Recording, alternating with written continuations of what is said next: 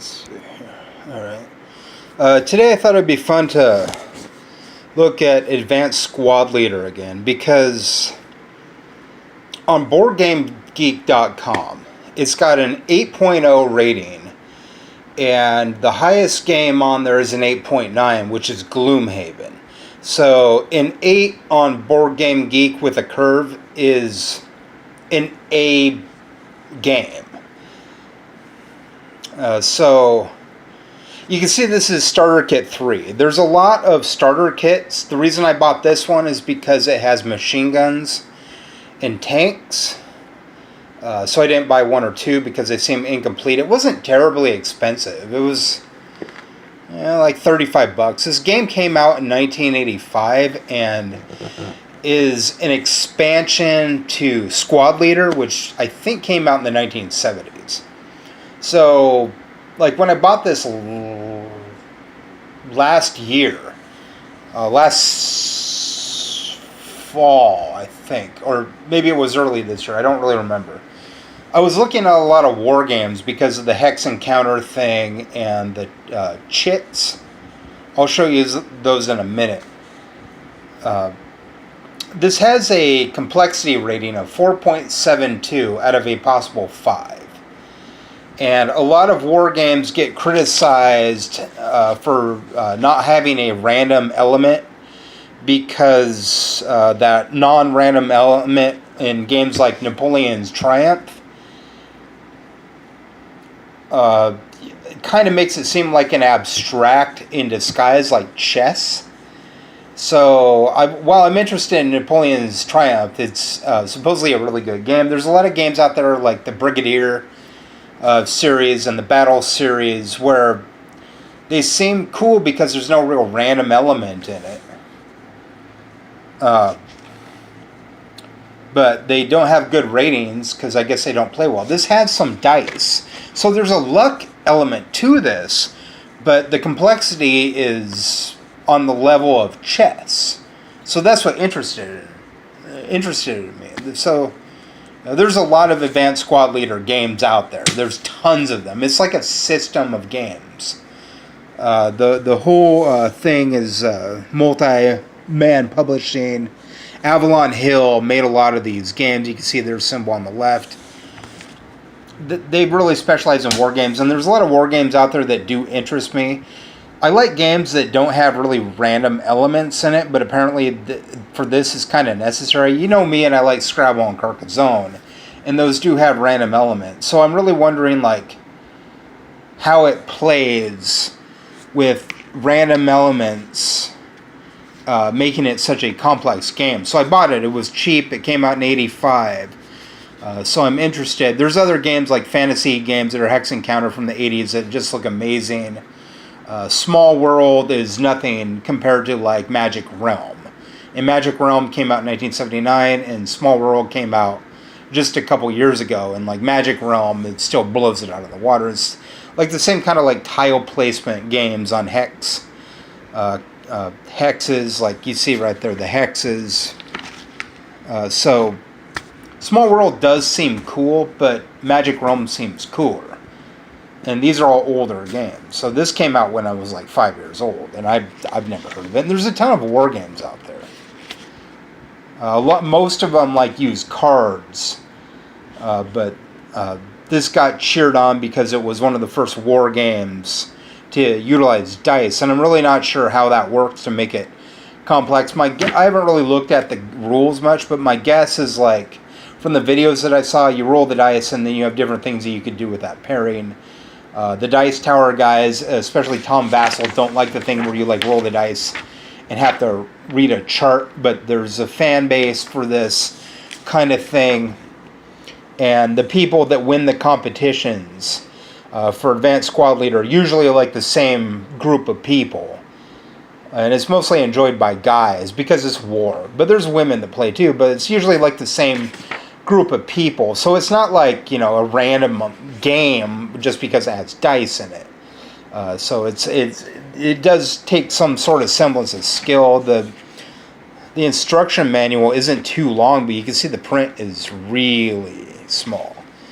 And you could buy like an Advanced Squad Leader like 3-ring binder that's like 300 pages long with like this size of paper.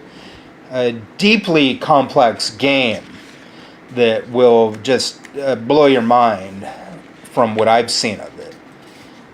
And I was trying to find like the best war game.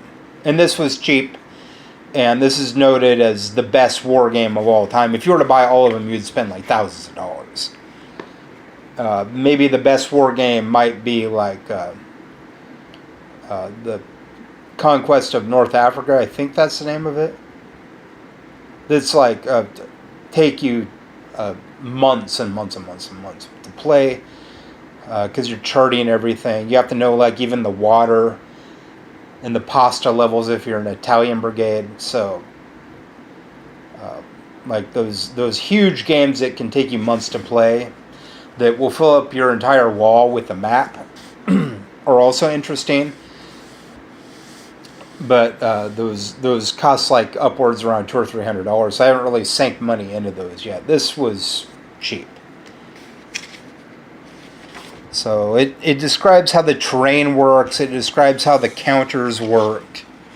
And it would be something to really dig into and play because I played a lot of Risk growing up. And because of Risk, when I was older in my 30s, like just like a couple years ago, started getting into gaming again. The Colonists is more decision making, so I bought that and it plays along. And this is a lot of decision making too, apparently, because the complexity rating is so high. It's got to be about decision making. And I've seen some videos and it looks neat, but I still don't really understand it. But that doesn't really stop me. There's like a lot of stacking. It's cheap. It's well respected amongst the board game and war game community. The starter kit that I have is 3, and it doesn't have like a ton of directions. It's got, a 28-page rule book. It's got the quick reference data card, things that like Tom Bassel doesn't like, but he doesn't really like war games. When they were talking about war games on the Dice Tower, they were mentioning war games like Small World, which to me don't really seem like war games. He likes a lot of dexterity games. I did like a top 500 of dexterity games. And he likes a lot of good games. Those guys and people on Dice Tower do like good games. But wargaming is not really their thing, even though it's a massive genre within the board game community and has been since the 70s. Like, if you want the first war game, you're going to have to get a game called Tactics. But if you want like the first good war game, you're going to have to get Tactics 2. They came out in the 1970s. So there's just like tons of these chits. And I'm not really sure how you pull them and how you utilize them. Because it's like, it's on the back and it's on the front. Do you just pull out of a pile randomly? I don't really understand. But it's something that I know when I look at it, it'll probably be something cool. And like I said, I don't really play games much. I just kind of collect them. I would play them. But, if I'm hanging out with a bunch of Gen X dudes, which is Gen X and baby boomer dudes are usually like the main set of board gamers right now, I'm going to meet a lot of Gen X and like baby boomer women who are fine, but at the same time I want to date Zoomers. And I can't really stand being around people that drop the N-word all the time. So, like the trendy people, the wannabes in the scene, especially the guys, every kind of like behavioral misogynistic thing I'll point out.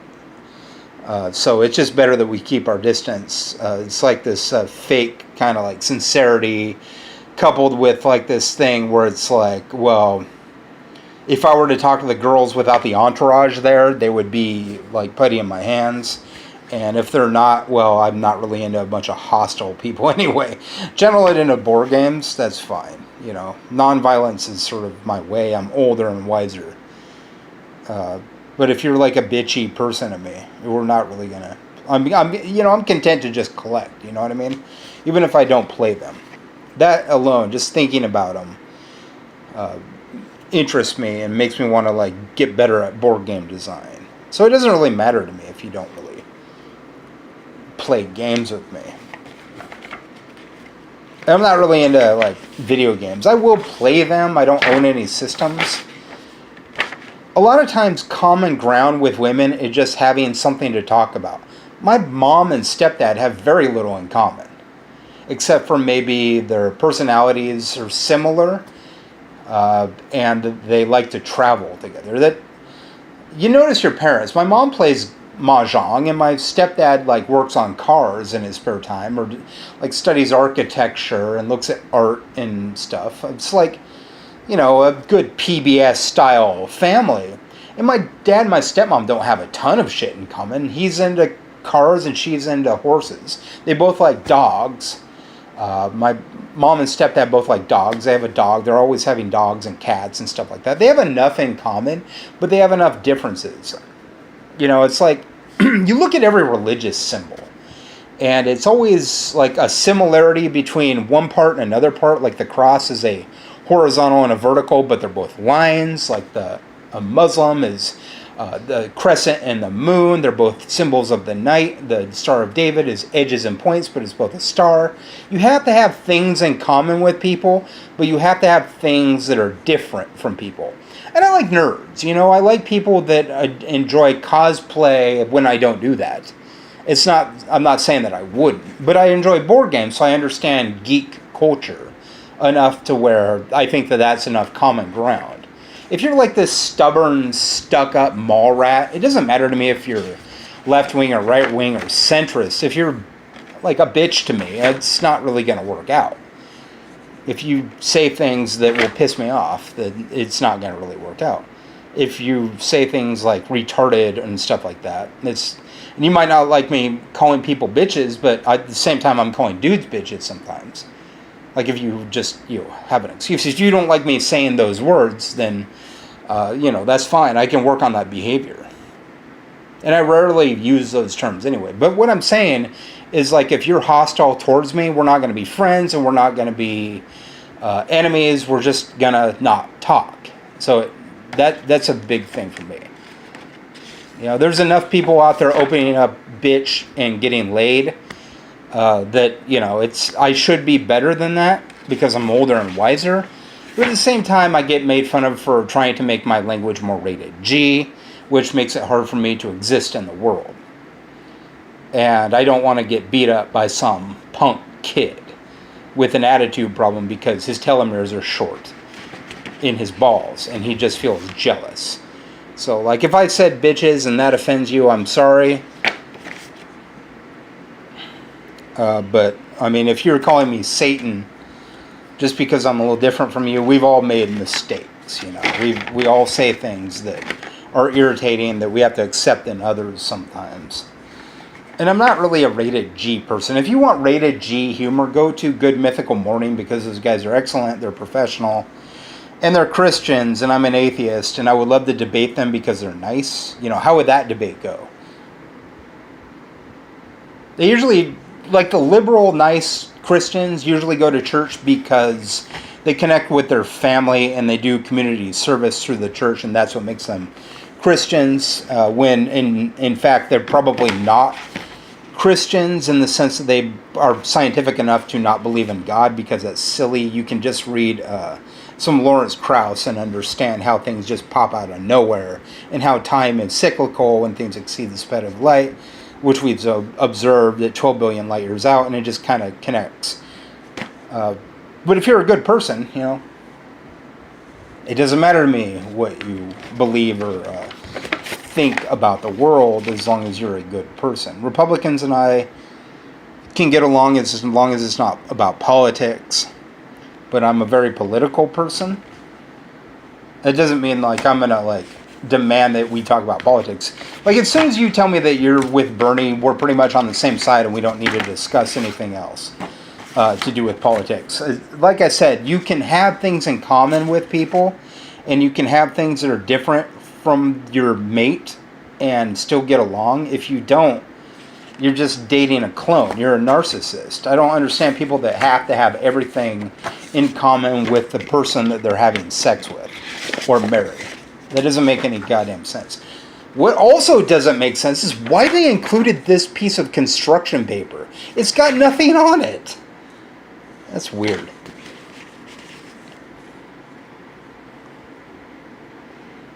So there's like this whole kind of thing, like how the dice rolls matter and what you can do. And there's all these scenarios that you can play out. You can also get some online. These are real battle sequences that actually occurred in World War II. The whole game is based in World War II. And there's tons of the games that all connect. It's a really interesting game. So if you're between 18 and 24 and you want to date me, we'll demand video evidence of that. So I'm not doing a long-term relationship thing. That doesn't mean we can't be friends. But I will have to have you accept the thing about telomeres, because otherwise you're just arguing to get a better tone out of me. If you can't accept that, then we can't move on. Because I'm not here to just reiterate the same old shit. That's why I'm highlighting my board games.